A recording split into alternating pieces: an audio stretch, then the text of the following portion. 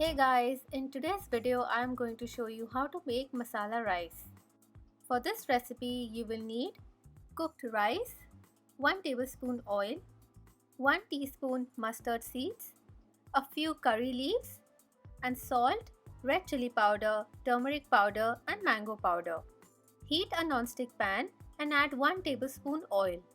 Then add the mustard seeds and curry leaves.